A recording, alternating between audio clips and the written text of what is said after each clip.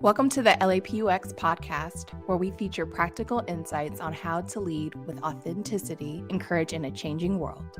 This podcast is part of a growing collection of conversations with thought leaders in the corporate and nonprofit worlds who exemplify Christ-centered leadership. These thought leaders influence and contribute to meaningful professional development opportunities that seed our growing list of certificates and digital badges designed by our award-winning team who create world-class learning experiences that put humanity back into learning.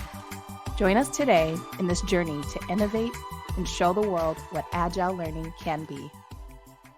Hello, listeners, and thank you again for taking time to listen in to this podcast series, Resilient Leaders in a VUCA World. This is actually our 8th episode, and if you haven't listened to the first 7, please take the opportunity to look at our site, x.lapu.edu,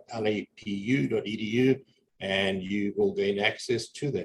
My name is John Reynolds, and today I have joining me Lenny Moon. Lenny Moon is a board member for us at our university, but in real life actually serves as the Chief Executive Officer of a cryptocurrency startup called Flycoin, and is also the CFO at its holding company. Lenny has had several CFO positions in the motorcycle parts industry, the music industry, and even in a seminary. So comes with a huge amount of experience and understanding what it means to network and collaborate. Lenny, thank you for joining us. Welcome. Thanks, John. I'm happy to be here. Thanks for having me. Let's start with a question from my blog. Is this the time, especially as we face an uncertain future in this changing world, to put more energy into building and leveraging our networks and or our network skills as leaders? Is this a statement that resonates with you as a Chief Executive Officer? Absolutely. I think that especially in my position as a CEO, a lot of our success in terms of how we've grown the company, whether it's from a capital raising, whether it's from kind of the partnership level, it's really important to be able to leverage the current network that either you or your fellow executives have built up over the years. And it's not an immediate thing. It's something that, to use the analogy of kind of planting the seed, and it takes, years to cultivate, because there's a trust factor that gets built up with your own network, where when it's time to leverage that network in a way, not in a disingenuous way, but in a way that, really helps you as an individual or helps you professionally, I think that there needs to be a little bit of a trust factor built up between you and, the right individuals within that network. Because whenever you do talk about how that network could potentially help you personally and professionally, on the other side, the desire to help or the amount of effort that he or she may want to put into helping you depends on how much they really know you and trust you. So in your role, you speak about trust and building up this trust, and it's both internal and external, right? You have to network and collaborate within the organization as well as outside of the organization. What ratio do you have in terms of how much time you spend building up networks and collaboration within the company lead and versus partners and external stakeholders? I think that that's dependent on a little bit of the life cycle of the company. So right now we are in a startup growth stage, and my position is very external facing, whether it's with potential investors, current investors, partners. So I would say definitely more than half of that time is spent on kind of external relationships. Now, I think that allocation may shift, especially as our company, matures, where I do need to focus in on the internal aspect with the company, the culture, and the people.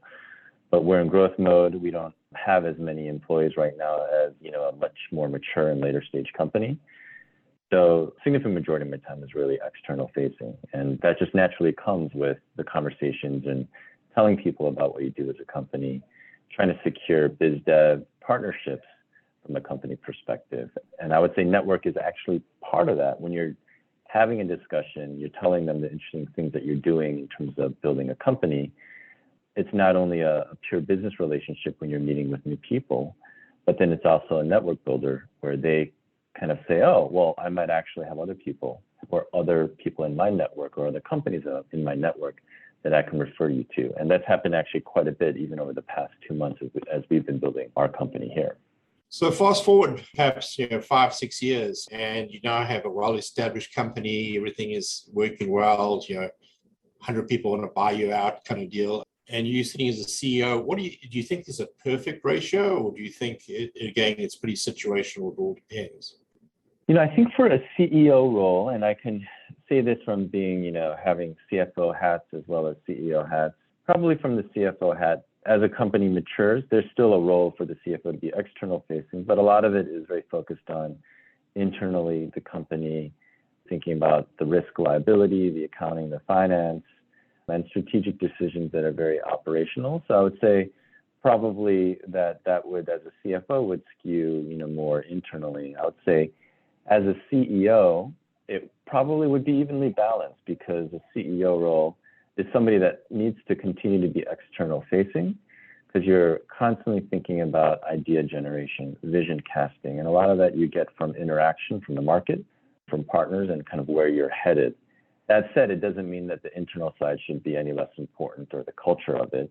But I think that the CEO role in particular, you are thinking about kind of the vision where the company can move forward to. And so I think that it's still probably relatively split between internal and external. We spoke mainly about you in the CEO role, CFO role as a professional, but as a leader, and you're obviously a leader because you've led in many organizations. Personally, how important is networking, collaborating for you in terms of your own development as a leader? And secondly, perhaps a follow-up question is, why do you do it? Is it, do you want more diversity in your thinking? Does it help you to be more innovative? Tell us a little bit about you as a leader and how important networking, collaborating is. Yeah, networking through my career has been very important. And I think that you do have to be intentional about it, because especially as you continue to have influence over your own company, a lot of it is being able to pull, or I should say connect with those that you've met over the years that could be the knowledge experts, sounding boards. And when you have a good connection with others, they also are willing to expand their network for you. So there really is a network effect. And so I think that from a networking perspective, especially as an executive, and especially as an executive of a startup, the way that even right now I've been able to help build the company is because of me being able to just reach out to my own network within, whether it's legal, finance, kind of at the partnership level. I think it's extremely important as a CEO in order to do that. And then also, you touched upon it before, the more people that you meet and the network that you develop really helps you create vision and keeps you more innovative, right? Because sometimes it might just be a side conversation with somebody that you've connected with, again, that helps spur an idea that you never would have expected, because either they're in a similar industry or maybe they're in a different industry.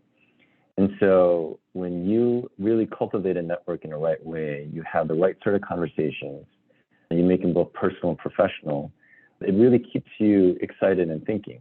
Maybe it's because of something that, somebody that's in a similar field has done to continue to innovate with his or her company.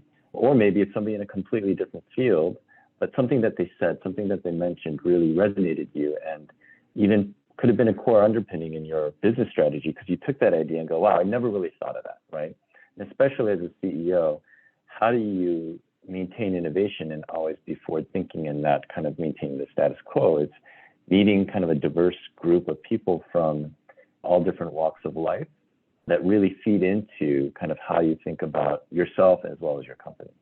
So, the title of the series is Resilient Leaders in a VUCA World, and you're pretty familiar with the VUCA world because I think you've lived it for several years. Do you see things changing in terms of how we network and collaborate, or perhaps the value or the intensity or intentionality we should put into networking and collaborating from maybe pre-2020 to where we are now? Yeah, it's interesting because I've been thinking about that a little bit. And obviously, the pandemic has changed things. It's given society a different level of comfort instead of just having a phone call, having a Zoom call, and maybe not necessarily needing to meet in person. So I think technology has been a good enabler in that. And so it's probably also during this time helped the velocity of reconnecting with people, right? Because people are using this time to be a little more reflective. They also maybe have a little more time in the day instead of commuting. They have more time to actually reconnect with relationships. And even just from an emotional perspective, it feels good to maybe connect with people in your past or kind of form new connections as well. But I think what it's also done too, it's also highlighted the value of still meeting in person. And even that may happen less. I just went to a conference last week, and there are people that I had been speaking to on Zoom for the past probably few years that I actually thought in my mind that I met in person, but I hadn't. And what that did is it just showed the value of still meeting in person, right? Because there's a body language, there's tone, and just an ability to connect in a way that has been forgotten about over the past 2 years. And so I think that even though the pandemic technology has enabled us to connect in different ways and potentially with greater frequency, it's also showed us what we've missed. In some ways, it's kind of showed us the value of still kind of meeting in person, shaking hands, having a coffee, having lunch or dinner together, because you really are able to, I would say, form a connection that you wouldn't be able to otherwise. Yeah, certainly the personal part of the aspect of networking, collaborating in person is becoming more and more important as technology, video conferencing has kind of taken over the world. So a lot of our listeners are aspiring entrepreneurs. You're right in the midst of this whole deal right now. So if you were to offer a masterclass to young entrepreneurs about the importance of networking and collaborating as part of the entrepreneurial dream, do you have like 2 or 3 pointers you would say these are the things you have to do in networking and collaborating, other than you have to do it, but perhaps some tips for them? One of the first points I would mention about network is you need to be intentional with that in some way. So for example, whenever I travel, I try to make it a point while I'm there to connect with somebody that I wouldn't have been able to otherwise, right? And sometimes it's difficult to do because you're tired or you have a busy schedule. Is it really worth it when you're busy and tired to try to connect with somebody in that city? But the thing is, when else are you going to be able to have that opportunity? So I think that it takes intentionality, because it actually, means that you have to think about, okay, what city am I at? Or when was the last person I connected with somebody? And you have to think about it, and then you actually have to put the email together, you have to make the phone call. But if you do that, then I think it gets to the second point, which I would mention, is you need to build a genuine connection. And when you're intentional and you kind of have more frequency of connecting with people and building your network, it also makes the connection more genuine. Because there are times where you might want to actually connect with that person more from a professional perspective, tit for tat, or maybe you need somebody's advice. And when you connect with people and you're intentional and there's no ulterior motive or purpose, just to connect and have a coffee, that's always much better later on, because you've built that genuine connection. Or maybe there is a time you're going to need, hey, can you connect me or make an introduction to somebody else? And if you are always the person that just calls out of the blue asking for something, then people really, they're not going to put that much effort. So I would say be intentional with the network, be thoughtful in terms of, that reach out. Sometimes, and honestly, it does take work, it does take time, but it also makes that connection point more genuine, because sometimes they know that you're just connecting to connect. You've taken the time out of your day, whether you're traveling or whether from a phone call, just to have that touch point. I really think that builds more meaningful connections. But it also, sometimes through the wonderful pinball effect of more frequent conversations or talking to people, it helps spur those ideas. And it helps kind of keep you innovative and thoughtful in everything that you do. So those would be the 2 quick points: intentionality and genuine connection. Yeah, I think the learning and the takeaway I have from that is that it doesn't just happen. It has to be proactive. And as you said, therefore it has to be intentional. And it can't be false, right? People are looking for an authentic networking relationship, genuine, as you say, which really leads really nicely into our next topic, because the next conversation we're going to have is about being authentic as a leader in VUCA times with Dr. Kurt Takamini. So that's a great bridge to make that happen. Lenny, I know you're a real busy guy and you probably want to go start another business. So thank you so much for being with us. I really appreciate it. Listeners, look out for the next podcast with Dr. Kurt Takamini on being authentic, and we'll see you next time. Thank you. Thank you, John. Thank you for listening to this episode of the LAPUx Podcast. We sincerely hope you enjoyed learning something new today and you have at least one takeaway to use immediately in your professional life. If you did, please take a few seconds to review us on Apple Podcasts or whatever you're listening to. We value your feedback so highly because we are doing this for you. Please also subscribe to this podcast where we will be providing you with leadership training and resources as we hear from Christian leaders from all over the world. Connect with us on social media so we can journey by learning together. All of our channels are listed in the show description. Before you go, we want to invite you to visit x.lapu.edu to see the courses that we've created for you. Check back often as we are always developing new offerings. That's it for this episode. Thank you for tuning in. And remember, we're here to help you become a better you. So check out x.lapu.edu.